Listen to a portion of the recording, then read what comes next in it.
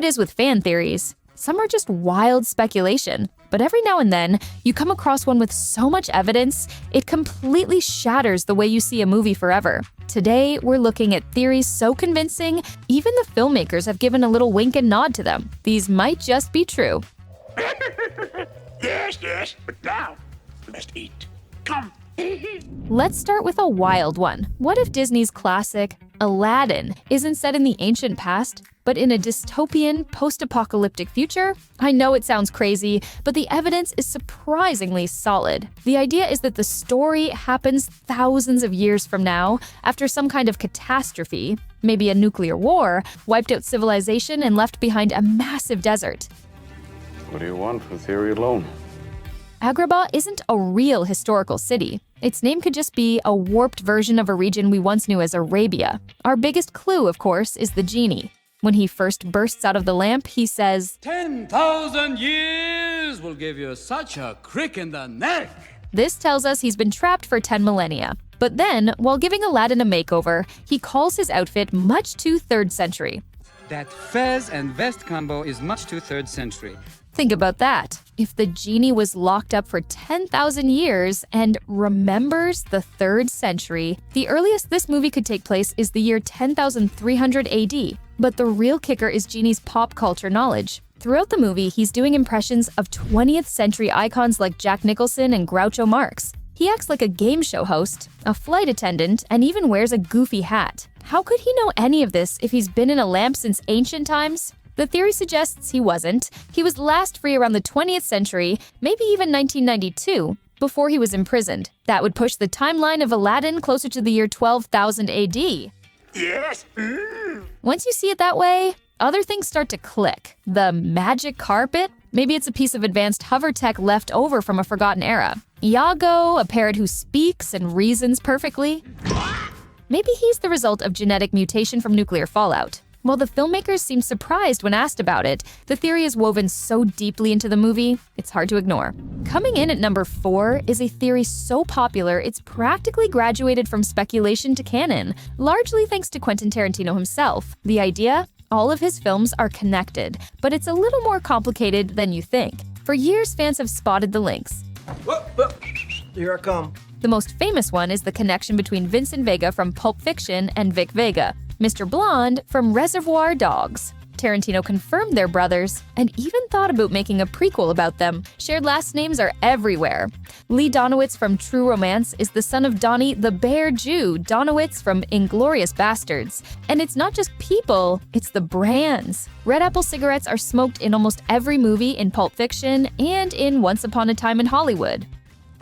Take a bite of a red apple. Tell him Jake sent you. Big Kahuna Burger, the scene of a classic Pulp Fiction moment, also gets a shout-out in Reservoir Dogs. These aren't just inside jokes, they're the glue holding these worlds together. But here's where Tarantino adds a classic twist. He confirmed the theory, but revealed there are actually 2 universes. First, you have the realer-than-real universe. Reservoir Dogs, Pulp Fiction, and Inglourious Bastards. It's a world that's basically our own, just with way more violence and snappy dialogue. Then there's the movie universe. These are the films that characters from the first universe would go watch at the cinema, like Kill Bill and From Dusk Till Dawn. This explains why those films feel so much more heightened and fantastical. And the most mind-bending clue? In Pulp Fiction, Mia Wallace describes a failed TV pilot she starred in called Fox Force 5. She talks about her team, a blonde leader, a Japanese martial arts master, and a black demolition expert. That perfectly describes the Deadly Viper assassination squad from Kill Bill. So, in the realer-than-real universe, Mia Wallace's failed show was apparently turned into a blockbuster movie series. It's a brilliant, layered world that proves Tarantino isn't just making movies. He's building a universe. Created him.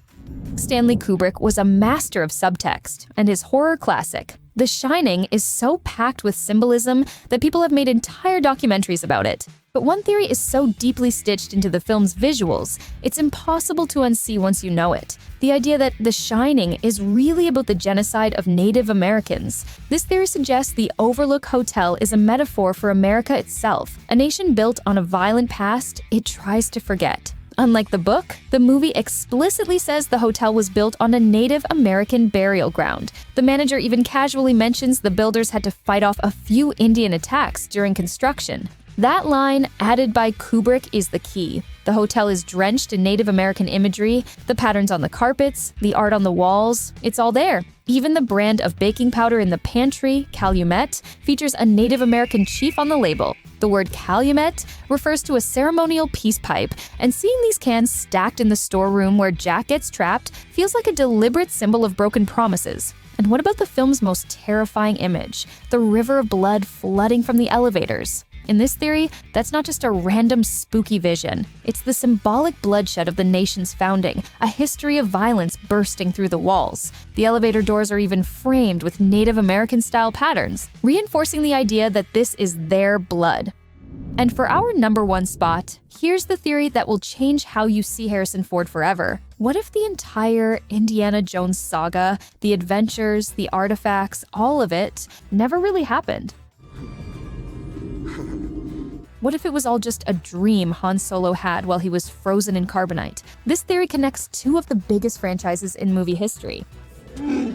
At the end of The Empire Strikes Back, Han is frozen and spends a year hanging on Jabba the Hutt's wall. That's a long time to be unconscious, plenty of time for a scoundrel to dream up another life, a life where he isn't a smuggler in space, but a treasure-hunting professor on Earth. Right. Han and Indy are practically the same guy. They're both sarcastic, scruffy, reluctant heroes who shoot first and somehow come out on top.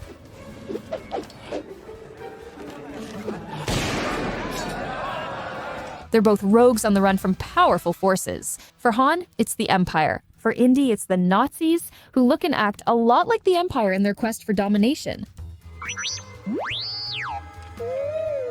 The theory even explains the start of Indy's first chronological adventure. In Temple of Doom, his sidekick is a kid named Short Round, the total opposite of his tall, furry co-pilot, Chewbacca. The whole plot kicks off with a fight over a diamond, mirroring Han's constant money problems. The dream is Han's way of reliving his life, but this time, he's the undisputed hero of his own story. I love you. I know. From a galaxy far, far away to the haunted halls of the Overlook, these theories prove that sometimes the most fascinating part of a movie is what's left unsaid. They challenge us to look closer and see these classic films in a totally new light. But what do you think? Which of these theories blew your mind the most? Let us know in the comments below. And if you enjoyed having your cinematic reality shattered, don't forget to like, subscribe, and hit that notification bell for more deep dives into your favorite movies. Thanks for watching.